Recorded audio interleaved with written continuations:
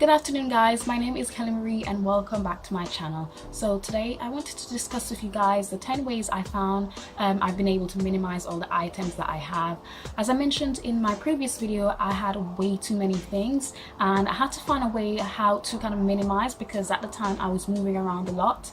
Now I kind of have a stable accommodation, so it's been a bit easier. So the first thing that I decided to do when I was clearing out was that I want to do mini regular clearances on my closet. So while I was going through the closet, I found a lot of stuff that no longer fit me, or they've been tattered, or they've been there for ages. On top of that, also I decided to give away some of my clothes, donate them to charity, or I recycled old fabric that basically I could no longer use. There are certain in the UK there's certain like bins that you can just donate fabric, and that goes towards kind of remaking newer clothes for people who are maybe like homeless.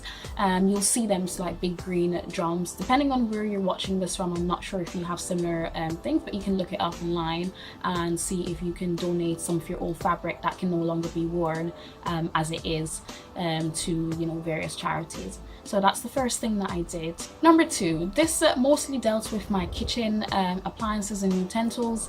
I went through all of my kitchen items, and basically I removed the duplicates of items that I kind of use on a daily basis, but at the same time I didn't need like 2 or 3. I discovered that I had 3 different calendars to like strain things, and I was just like, why do I have so much? So I actually gave some to work. Other things that I did, I recycled certain items or I donated them to charity shops if I hadn't really used them and I couldn't find any like suitable uses for them.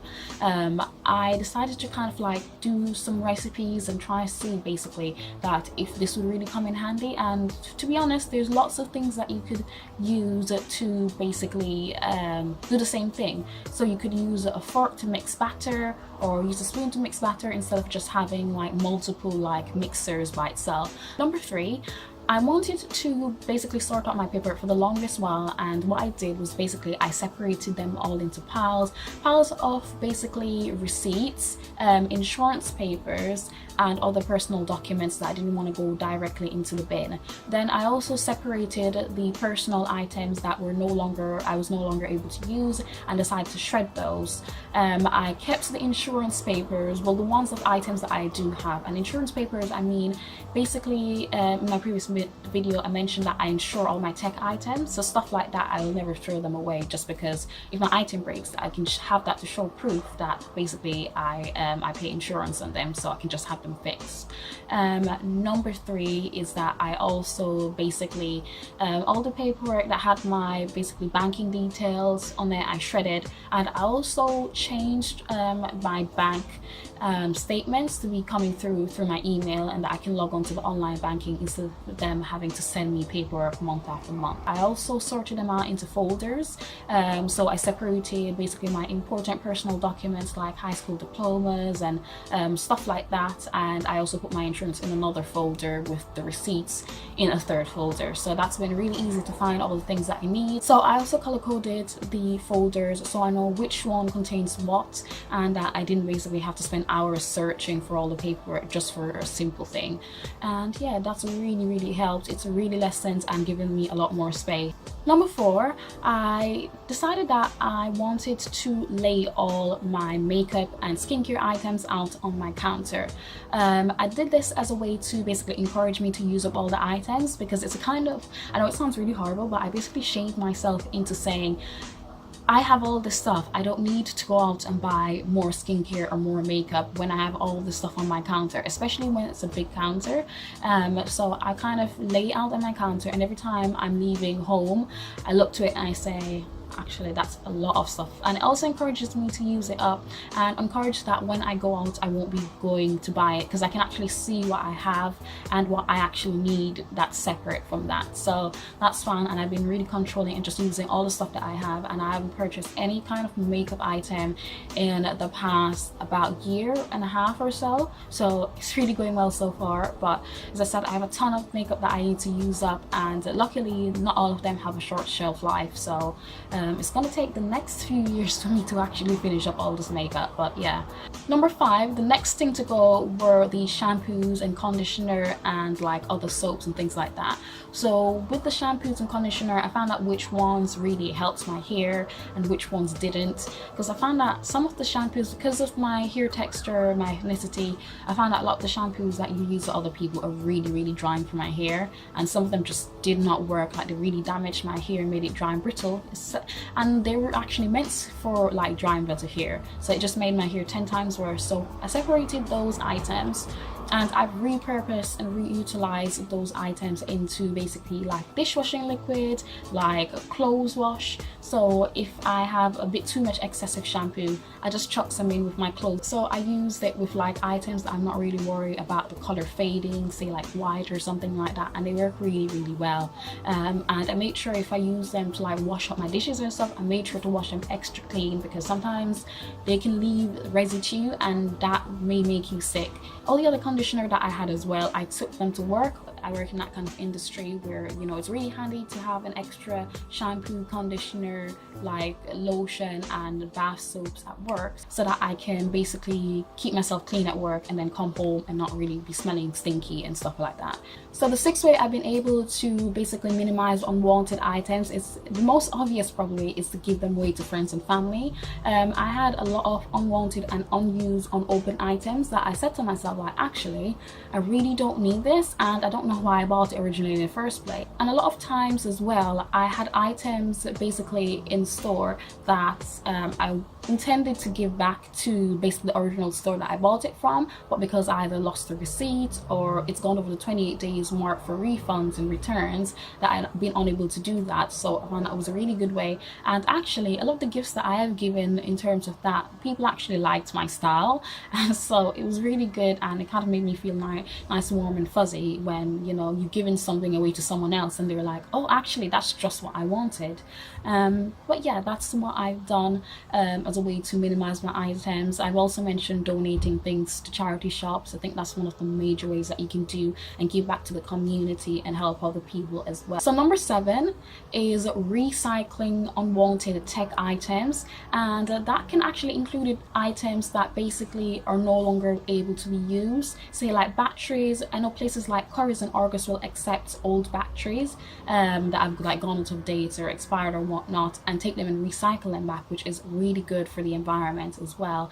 And also they will also take in old like laptop, normal PCs, like cameras and stuff like that, and happily you put them in the bin and then they just recycle it with no charge. You don't have to pay them or anything like that, and I think that is so useful. And I've done that so many times with items that are basically not being able to turn back on or completely broken. And yeah, I was really glad when those stores actually introduced those kind of ways of like getting rid of old stuff, because it's not going into the landfills, which means it's better for the environment. And yeah, I think it's just makes it really easy. You just go and drop it off and no fuss. You don't need to sign any forms or stuff like that, and you don't have to pay anything, so that's cool as well. Right, next up is number 8, which is using Spock, eBay or Gumtree to get rid of unwanted items.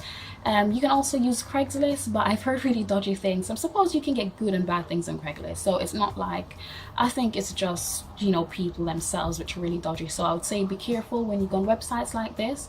But basically, if you want to sell unwanted items and get a bit of dough back, then that's really good, and you can actually have them to come round to your house, or you can meet them in public somewhere where you feel safer. And yeah, there's no fuss, and you can also send your items by post as well, and have minimum interaction with people and get a bit of cash back. You know, that's really useful. You may not be getting the original retail price even if it's new, but you're still getting something back for, you know, instead of like giving it away to someone. So I think that's really cool. It does require you to do a bit of like work, like, you know, uploading pictures and like writing up like the info and stuff, but that's actually quite minimal. I'm not sure if Spock actually charges for you to sell your items, but I know Gumtree you're not charged for selling your items. eBay definitely, but they actually have offers every now and then. You can sell all your items for like £1 or something, so that's good, and then they charge you like a fee on that. So I think it depends on how much the item's worth and how much you're willing to put into it. But yeah, it's a really good way of getting rid of unwanted items. So number 9 is picking an item in your collection and choosing to focus on that one item. And what I mean is basically, if you have a blush in your collection that you're not a big fan of, try and use it up and do something special with it. So mix the blush with some highlighter, use it for your cheeks, use it as an eyeshadow, use it as a lipstick, and just add it to mattify your lipstick or whatnot. I think it's a really cool way. And the thing with this is, when you focus on one item, is that you're able to use the item up sooner. And I also find if you just focus on one item as well, you use it up quicker rather than spreading it out across like 3 different blushes and having it take forever, especially when you don't really like them so much. But yeah, mixing them and reutilizing them into something that you can kind of say like, oh, actually this is kind of nice, but you wouldn't buy it again, if that makes sense. So next up is the 10th and final way of being able to minimize unwanted items. So number 10 is basically actually not giving items second chances. And what I mean is, remember at my second point where I said I had 3 different cylinders that I didn't need for straining? I gave the rest of them away. And I know a lot of people, including myself, used to do this thing where we'd be like, maybe I'll need this in the future. But honestly, will you actually need it in the future? Maybe if that one that you're currently using is broken, yeah. But do you really need to hang on to like 3 different duplicates of something? Sometimes you just really need to rip off the band-aid and get rid of that item to stop you from keeping clutter, because it makes it a lot harder to clear out everything and just have, your own space. If you're not able to repurpose that item, then it's not necessarily a bad thing. Maybe it's just time that the item went. So that's just my 10th and final way of how I've been able to personally get rid of items. So guys, that was the 10th and final way that I've been able to minimize and repurpose all the unwanted items that I had that was cluttering up my space. The thing for me as well, I really actually had fun while I was doing these methods, because it was kind of like a challenge for me. There's a challenge that's called pan challenge or something, hit the pan or something like that, and I think it's like a really good idea to basically have fun while you're doing something that's necessary, because sometimes when you're clearing clutter and doing spring clean or stuff, you can find yourself being really bored and then you just give up and you'll be stuck with the clutter.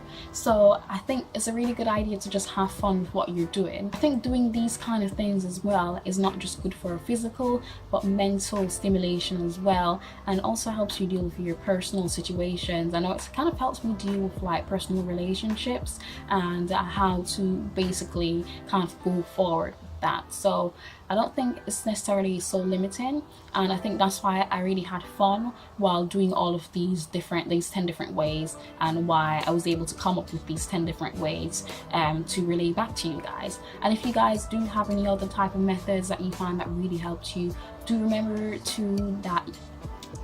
and if you do have any other methods that you found that really helped you, then you can feel free to comment them below, and yeah, you can share them. We can have a chat down in the comment section.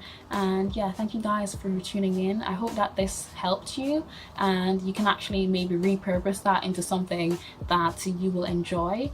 But yeah, thank you guys for tuning in. I hope that you enjoyed the video, and don't forget to click the like button and the subscribe button so you guys can keep up to date with my latest videos. Anyway guys, I will see you next time. Bye guys.